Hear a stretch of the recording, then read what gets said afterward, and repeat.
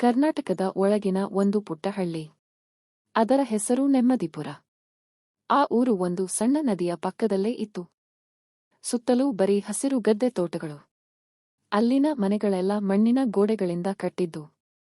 ಗೋಡೆಗಳಿಗೆ ಸುಣ್ಣದ ಬಿಳಿ ಬಣ್ಣ ಬಳಿದಿದ್ದರು. ಹಳೆಯ ಒಲೆಗಳು ಒಡೆದು ಹೋಗಿ ಅವುಗಳ ಚೂರುಪಾರು ಅಲ್ಲಿ ಇಲ್ಲಿ ಕಾಣುತ್ತಿತ್ತು.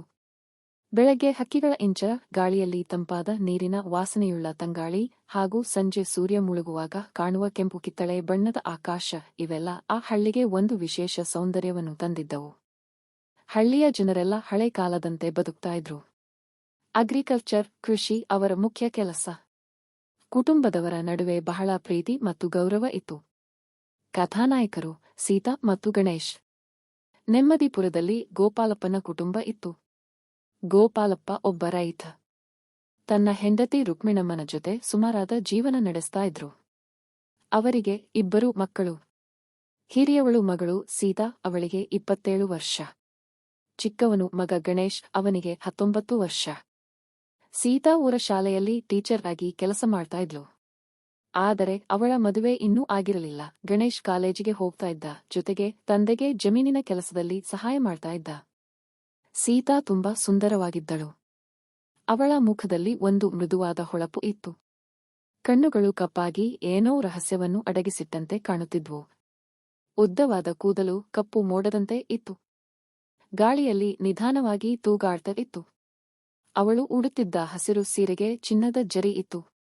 ಅದು ಅವಳ ಅಂದವನ್ನು ಇನ್ನಷ್ಟು ಹೆಚ್ಚಿಸಿತ್ತು. ಅವಳು ನಡೆಯುವ ರೀತಿ ನೋಡುಗರಿಗೆ ಕವಿತೆಯಂತೆ ಇತ್ತು. 27 ವರ್ಷವಾದರೂ ಸೀತಾಗೆ ಸರಿಯಾದ ವರ ಸಿಕ್ಕಿರಲಿಲ್ಲ. ಹಾಗಾಗಿ ಅವಳ ಜೀವನದಲ್ಲಿ ಏನೋ ಒಂದು ಕೊರತೆ ಇತ್ತು. ಅವಳ ಫ್ರೆಂಡ್ಸ್ ಒಬ್ಬೊಬ್ಬರಾಗಿ ಮದುವೆಯಾಗಿ ಸಂಸಾರ ಮಾಡ್ತಿದ್ರು. ಸೀತಾ ಮಾತ್ರ ಒಂಟಿಯಾಗಿದ್ಲು. ಅವಳ ಮನಸ್ಸಿನಲ್ಲಿ ಪ್ರೀತಿಯ ಹಸಿವು ಜಾಸ್ತಿ ಆಗಿತ್ತು. ರಾತ್ರಿ ಹೊತ್ತು ತನ್ನ ರೂಮಿನಲ್ಲಿ ಒಬ್ಬಳೇ ಕೂತು ನನಗೆ ಯಾಕೆ ಒಬ್ಬ ಲೈಫ್ ಪಾರ್ಟ್ನರ್ ಸಿಗಬಾರದು ಅಂತ ಯೋಚಿಸ್ತಾ ಇದ್ಲು. ಗಣೇಶ್ 19 ವರ್ಷದ ಯುವಕ. ಅವನು ತನ್ನ ಅಕ್ಕ ಸೀತಾಳನ್ನು ತುಂಬಾ ಪ್ರೀತಿಸ್ತಾ ಇದ್ದ. ಚಿಕ್ಕಂದಿನಿಂದಲೂ ಅವರಿಬ್ಬರೂ ಒಟ್ಟಿಗೆ ಆಟ ಆಡುತ್ತಿದ್ದರು, ನದಿ ದಡದಲ್ಲಿ ಓಡಾಡುತ್ತಿದ್ದರು ಹಾಗೂ ಮರದ ಕೆಳಗೆ ಕೂತು ಕತೆ ಹೇಳ್ಕೊಳ್ತಿದ್ರು. ಗಣೇಶ್ ತುಂಬಾ ಉತ್ಸಾಹಿ ಹುಡುಗ. ಲೈಫ್ ಬಗ್ಗೆ ಅವನಿಗೆ ಇನ್ನೂ ಪೂರ್ತಿ ಗೊತ್ತಿರಲಿಲ್ಲ. ಅವನ ನಗು ಎಲ್ಲರಿಗೂ ಸಂತೋಷ ಕೊಡ್ತಾ ಇತ್ತು. ಒಂದು ಸಂಜೆ ಸೂರ್ಯ ಮುಳುಗುವ ಸಮಯದಲ್ಲಿ ಸೀತಾ ಮತ್ತು ಗಣೇಶ್ ಹೊಲದ ಪಕ್ಕದ ಬೇಲಿನಲ್ಲಿ ನಡೀತಾ ಇದ್ರು. ಸೀತಾ ತನ್ನ ತಮ್ಮನ ಕೈ ಹಿಡಿದು ಭಾವುಕಳಾಗಿ ಹೇಳಿದಳು, ಗಣೇಶ್, ನೀನು ಈಗ ದೊಡ್ಡವನಾಗಿದ್ದೀಯಾ. ಆದರೆ ನನ್ನ ಜೀವನದಲ್ಲಿ ತುಂಬಾ ಒಂಟಿತನ ಇದೆ. ನನಗೆ ಒಬ್ಬ ಸಂಗಾತಿ ಸಿಗಲೇ ಇಲ್ಲ. ಮನಸ್ಸು ಏಕಾಂತದಲ್ಲಿ ತೇಲ್ತಾ ಇದೆ. ಗಣೇಶ್ ತನ್ನ ಅಕ್ಕನ ಕಣ್ಣುಗಳನ್ನು ನೋಡಿದ. ಆ ಕಣ್ಣುಗಳಲ್ಲಿ ಒಂದು ಆಳವಾದ ದುಃಖ ಇತ್ತು. ಅವನು ಸೀತಾಳಿಗೆ ಧೈರ್ಯ ತುಂಬಿ ಹೇಳಿದ, ಅಕ್ಕ, ನಾನು ಯಾವಾಗ್ಲೂ ನಿನ್ನ ಜೊತೆಗಿರ್ತೀನಿ. ಆ ಕ್ಷಣದಲ್ಲಿ ಅವರಿಬ್ಬರ ನಡುವೆ ಏನೋ ಹೊಸ ಫೀಲಿಂಗ್ ಶುರುವಾಯಿತು.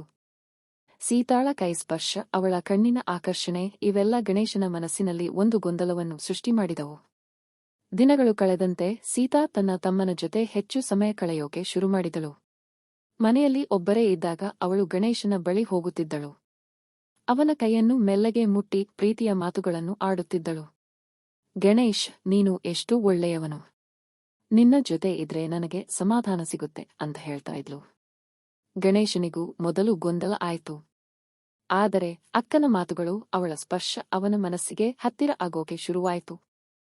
ಒಂದು ರಾತ್ರಿ ಊರಿನ ಮೇಲೆ ತುಂಬಾ ಮಳೆ ಬಂತು. ಗಾಳಿಯು ಮಳೆಯ ಶಬ್ದ ಜಾಸ್ತಿ ಇತ್ತು. ಮನೆಯ ಹಿಂಭಾಗದಲ್ಲಿದ್ದ ಒಂದು ಸಣ್ಣ ಜಾಗದಲ್ಲಿ ಸೀತಾ ಮತ್ತು ಗಣೇಶ್ ಒಟ್ಟಾದರು. ಸೀತಾ ಗಣೇಶನ ಕೈಯನ್ನು ಗಟ್ಟಿಯಾಗಿ ಹಿಡಿದು ಭಾವುಕವಾಗಿ ಹೇಳಿದಳು, ನೀನು ನನ್ನನ್ನು ಸಂತೋಷಪಡಿಸಬಲ್ಲೆ ಗಣೇಶ. ಅವರ ಭಾವನೆಗಳು ಉಕ್ಕಿ ಹರಿದವು. ಆ ಕ್ಷಣಗಳು ಒಂದು ಕನಸಿನಂತೆ ಕಂಡವು.